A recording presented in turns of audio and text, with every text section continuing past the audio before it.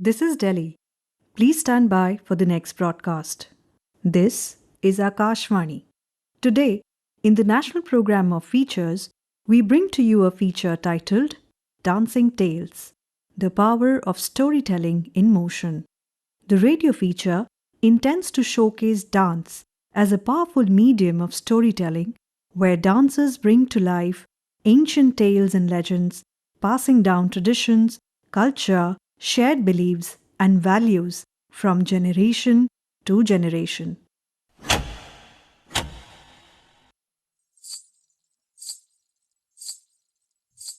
A dimly lit stage with traditional Indian music playing in the background.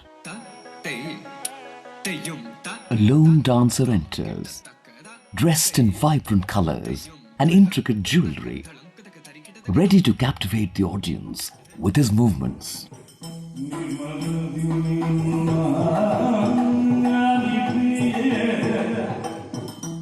Soon, the audience gets mesmerized as the stage comes alive with the Yakshagana performance of Bhasmasur Mohini. With the demon Bhasmasur's powerful and vigorous dance movements representing his might and arrogance. In contrast, Mohini's graceful and fluid movements symbolize her divinity and enchanting nature.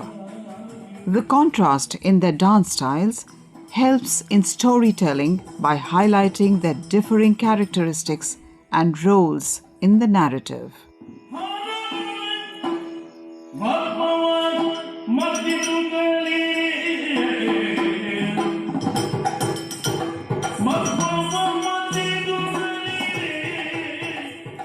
Accompanied by the sounds of rhythmic percussion music, punctuated with loud shrieks and maniacal laughter, the audience seems enchanted by the performance.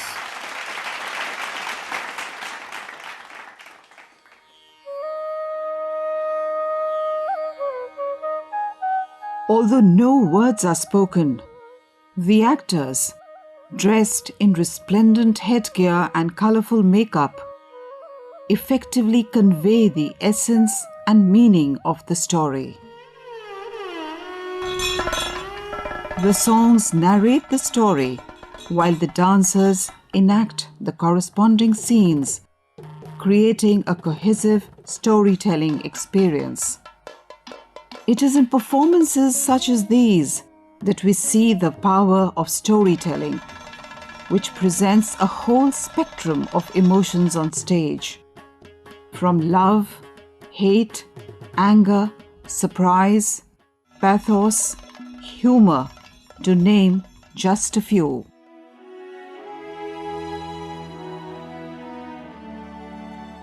So, what is storytelling? A genre that we are familiar with right from the early days of our childhood? Ask any child, or rather, go back to your own early years, and you're sure to recall the magical world of storytelling. When you curled up around your grandmother, as she took you along to a whole new world of fantasy and romance, through tales she recounted so vividly. And although one may not have given much thought to this self-explanatory word, let's just say that storytelling could also be described as a timeless craft that captivates the human spirit, weaving magic through words and imagination. Looking back, many of us are sure to agree with that.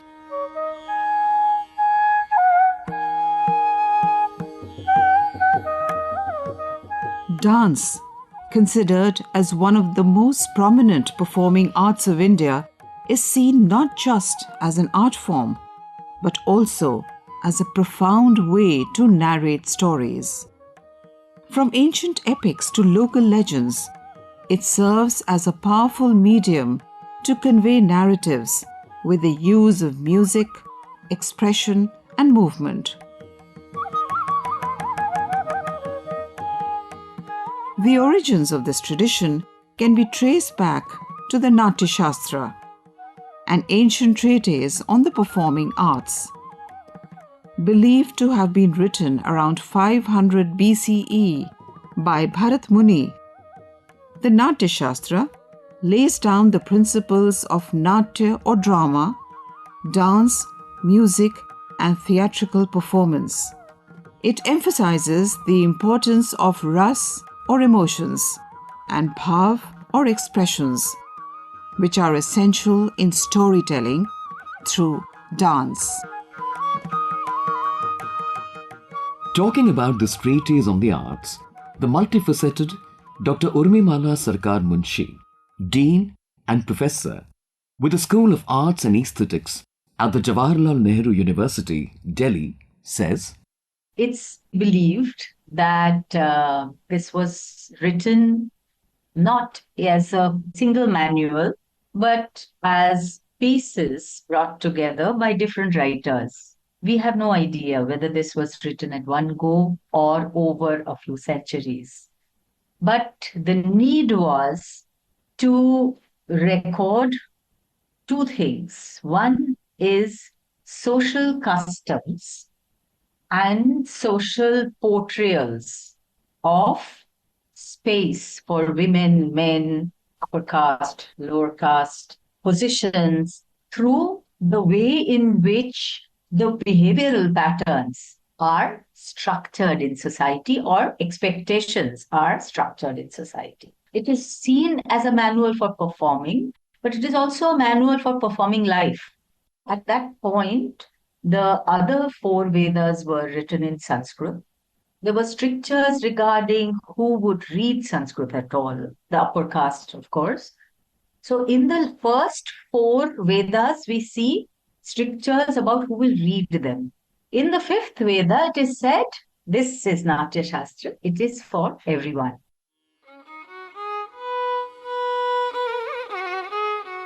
Ashish Khokar, a dance critic and historian, gives us another interesting viewpoint on why and how the Natyashastra came to be created. The gods themselves were bored. And after creating whole universe, Brahma said, now what do I do next? So he was sitting with all the devtas and they said, we must have something that takes the moral of our lives. What is dharma? What is karma? What are these concepts to these earthlings? Because we have created them and they need guidance because how to have rule of law. So they said, why don't we ask the wisest amongst us, a fellow called Bharata Muni, to write something which became then fifth Veda. We had the four Vedas. The fifth Veda was the Natyashastra. That is the art of dramaturgy. You see, the problem is English words because we call it dance or music or theater. Earlier, it was just one word, Natya. Natya was all-encompassing. It meant the art of storytelling in its ultimate form. In the 36 chapters delineated, it starts with how the stage should be, who the chief guest should be, what should be the attributes, what should be the level of the audience. They should know 3S, Sahitya, Sangeet, Shastra. So all this was codified. Date historians and other writers put it between, 2nd century BC to 2nd century AD, or some extent to even the 5th. There are some references in Valmiki Ramayana. There's otherwise too a lot of research going on. But be that as it may, let us assume it is at least 2000 years treatise. Now, the art of storytelling comes from that. The principal idea of performing arts in Indian or Bharatiya context was not so much of celebration of body, but it was the celebration of spirit, or as we call soul. So the art of storytelling is as ancient as human beings are, devised and codified over a period of time. And when it became stylized, then it became classical. It became a form. And then further division led to dance, classical forms, folk forms, film forms, tribal forms, ritual forms. So we continue the journey. Storytelling through dance, according to Dr. Urmimala Sarkar Munshi, is perhaps one of the most effective ways to educate and transmit knowledge to the audience. If you go back to a very old definition of culture by E.B. Tyler, he actually Spoke about how knowledge, belief, art, moral, law, custom, and other habits and capabilities are transmitted. So there is an accumulation of knowledge which then gets transferred to the next generation. And how does it get transferred? It doesn't get only transferred by practice, it gets transferred by storytellings, by myth makings, by actually being told what is good, what is bad, what to do, what not to do, what is respect, what is piousness, what is kindness. These are all stories, and we learn from stories.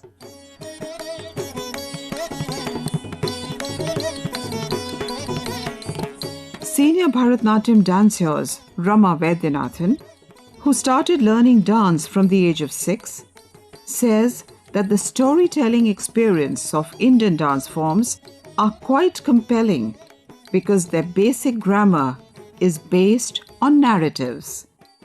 She further explains. The basic grammar of the Indian dance form is narrative. Basically, the grammar as such is about expression because we have the mudras.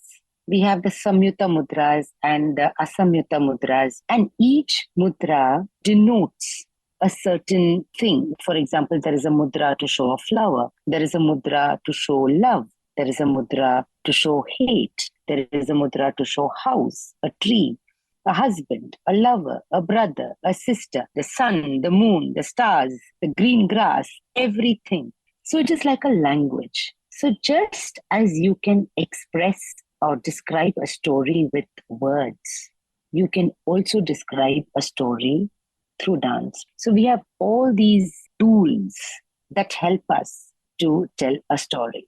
Most of the stories that the dancer performs on stage are like life skills that get passed down through generations. This is where the importance of the Guru Shishya Parampara comes in. More on this from Rama Vaidyanathan. When a dance teacher teaches a small episode from the Ramayana or the Mahabharata, or it could just be the love between Radha and Krishna, or it could be a story from what Kalidas wrote. So even while teaching, the whole process is not only about learning the grammar of the dance, but also the whole ethos that comes with it, the whole cultural identity that comes with it. But when performances happen, a dancer is able to express these emotions. And again, the audience learns so much. Of course, the audience is able to connect with those emotions. That's what we call rasabhava, because the dancer creates an emotion and that transmits or transcends to the audience, and the audience experiences it.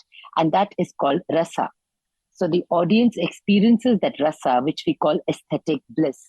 But the audience also learns about the particular story that she's talking about, because there are so many stories in mythology that we don't learn about as we are growing up.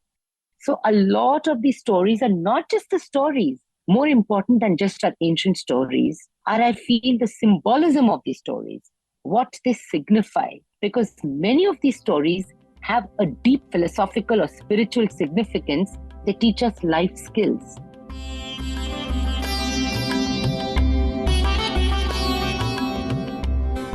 Traditional dance performances of forms like Theyyam, Kathakali and Yakshagana often started in the temple compound in the evening and continued till the wee hours of the morning. But now, changing times and short attention spans of the audience are often leading to further changes in the performances. Although audiences have preferred to see traditional themes and stories based on the Ramayana and Mahabharata, many among them are also open to new, even topical subjects being explored in these dance forms. I feel that is extremely important to push boundaries and to spread and widen the canvas. Because after all, it's a language that we have, and you can use the language to depict, portray, explore any idea. So you can even speak about the present day stories, say of global warming, present day issues that are around you, because after all, art reflects life. So as a dancer, I cannot be oblivious to the world around me. I have to respond to the social or the geographical or the economical or the political atmosphere that is around me. It is very, very important because I think being a dancer, we have a very strong weapon, I would say, in our hands to communicate, to make changes, to make people aware of so many stories that need to come out.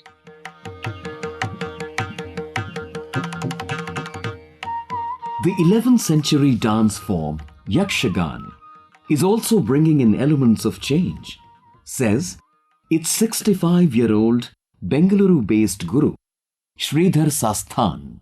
Yakshagana is not only for entertainment. It is to give message to the public that we have to do good things. Many of the stories from Ramayana, Mahabharata, Devi Purana and Bhagavata, that will give a final message. We should not do any bad things. Likewise, you can see that Ravana was killed by Rama. Because of his bad work, Rama killed Ravana. Otherwise, Ravana would have been a very good person. Not only that story, so many other stories ending with that, good things will always survive. The bad thing will go. Even in recent days, there are some stories relating to this particular place or even some historical place, that also be coming in Yakshagana. What's interesting is that each region adds its unique flavor and techniques to the art. In South Asia, storytelling traditions are rich and diverse, reflecting the region's complex history, religions, and cultures, like the Kecak dance of Bali, which is based on the Ramayana. Dr. Urmimala further shares with us an interesting anecdote from her travel to Cambodia.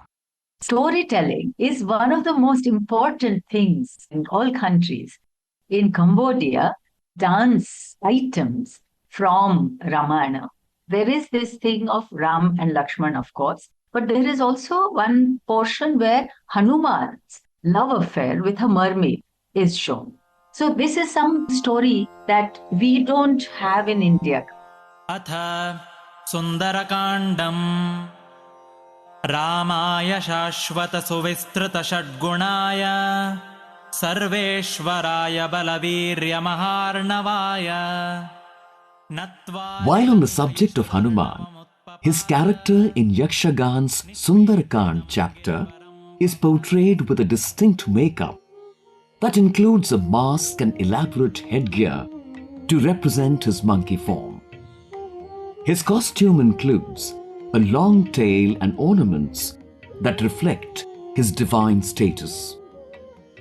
The actor's movements are energetic and acrobatic, depicting Hanuman's strength and agility as he performs feats like flying and lifting mountains, effectively conveying the heroic aspects of his character. The importance of facial makeup and costumes in uplifting the entire performance cannot be ignored. Being a dancer herself, Dr. Urmimala says that to present a story, the performer needs to imbibe the storyline and master a certain set of skills, including facial expressions and hand and footwork. Telling stories is not the first step for dance learning. So the first step is to learn how to step properly, to use the feet and use the hands in, of course, the mudras, the hand gestures and expressions. And then comes the phase when you put all three together and you are given the responsibility because you are considered that you are now good enough to tell stories. So the storytelling comes with a certain format of skill. It is not something that one must attempt at the beginning. So teachers actually dissuade you from telling stories in the beginning because you are not an apt storyteller. So, how do you become a storyteller in Indian dance? You actually learn how to use your limbs, your face, your body, your eyes, and your facial muscles to tell stories in Kathakali. In Kathakali, if you see, it is not so much constant jumping around.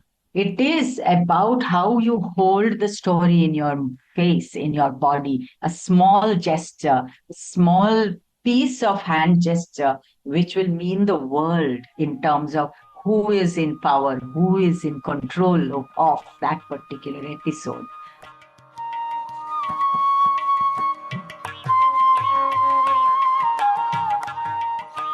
Dance in India, as the ancient treatise on the performing arts also states, is looked at as one of the perfect art forms to narrate stories.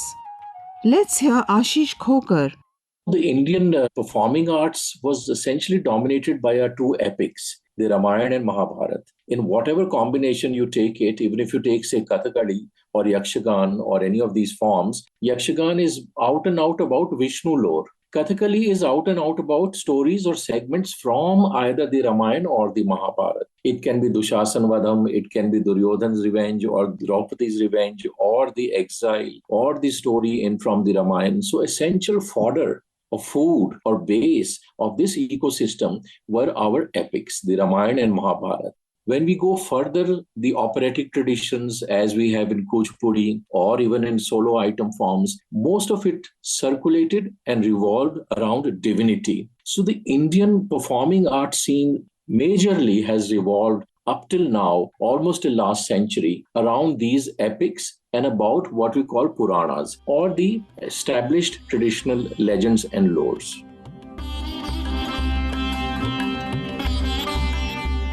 Talking about Indian dance narratology, Walter Sorel, an Austrian-American dance scholar, has spoken about Bharat Muni's rules, his artistic principles, and the system of training in the Natyashastra.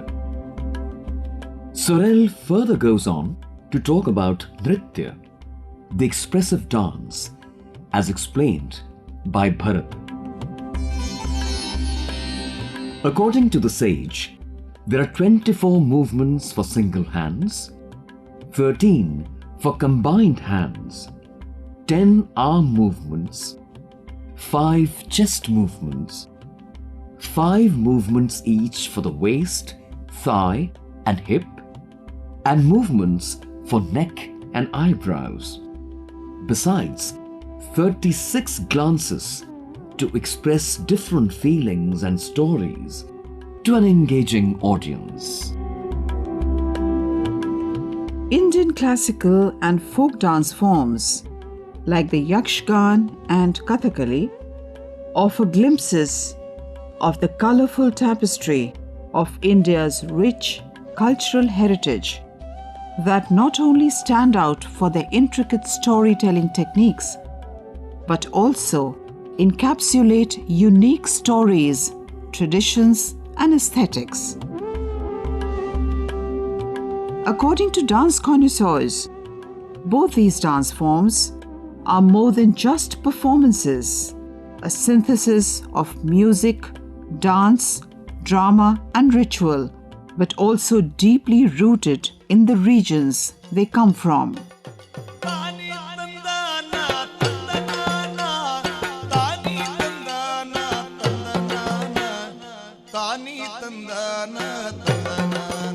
Hailing from Udupi in southern Karnataka, which has been one of the major teaching centers for Yakshagana, Guru Srinivas Sasthan, who has been performing this elaborate dance form for more than 53 years, tells us, the origin of Yakshagana dates back to 11th century when Vaishnava Bhakti movement was taking its root. In 13th century, sage Narahari Tirtha, who was the minister of Kalinga kingdom, started Dashavataram performance in Udupi. And later, this spread to the other places to go up what we call Yakshagana. A poem of Virata Parva is scripted in the person that is Vishnu. He is from Udupi. In 1600, Yakshagana poet Parthi Subba and his father Venkata attributed a lot to make it a performance. Dr. Shivram Karan, a Jnanapita awardee, contributed a lot to production and the propagation of this art form.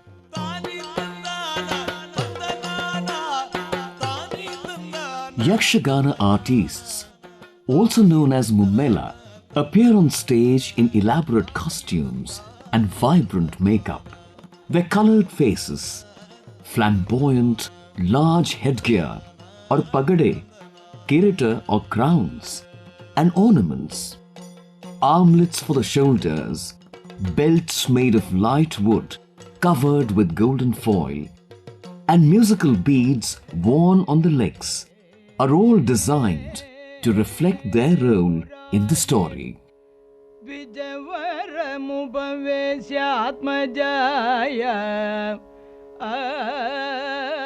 Also famous for its elaborate costumes, detailed gestures, and vivid makeup, all of which are integral to its storytelling. Kathakali, or story play, that hails from the southern state of Kerala, goes back about 500 years. It drew inspiration from older temple art forms and Kalaripayattu, a unique martial art form developed out of combat techniques used in Kerala in around the 11th to 12th centuries. Let's hear more about Kathakali from the 80-year-old guru, Sadanam Balakrishnan, who started learning the form from the age of 11. Kathakali, the name itself is mentioning about the story. Katha means story, Kali means dancing. So the story is introducing through dance. We take stories from our Indian epics and Puranas, and through the four Abhinayas, Angiyam, Vachikam, Aharyam, Satvigam. Through these four Abhinayas, we produce the story to the audience. Talking about stories that are popular in Yakshagana and Kathakali, Ashish Khokar also goes back in time, remembering artists getting overwhelmed while enacting them on stage. There was a great Kathakali artist, Guru Gopinath. In fact, he is the reason why we have a whole branch of Kathakali called Kerala Natanam, which branched out. He was the royal dancer in the Travancore, or what we call modern-day Thiruvananthapuram, Trivandrum. So he was the chosen artist. So much so that even the Ramlila in Delhi we see often with the Ravan character as in Kathakali was devised by him on K. Shekharan Panikar in 1960s for Shriram Bhartikala Kendra right here in Delhi.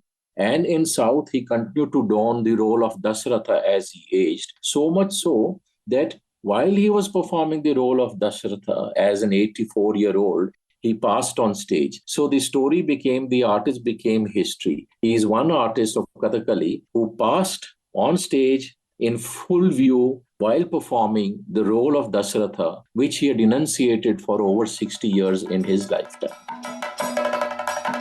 Indeed, storytelling in Indian dance intertwines emotion, history, and mythology, using detailed expressions, gestures, and intricate foot movements, accompanied by evocative music to convey timeless narratives, engaging audiences down generations.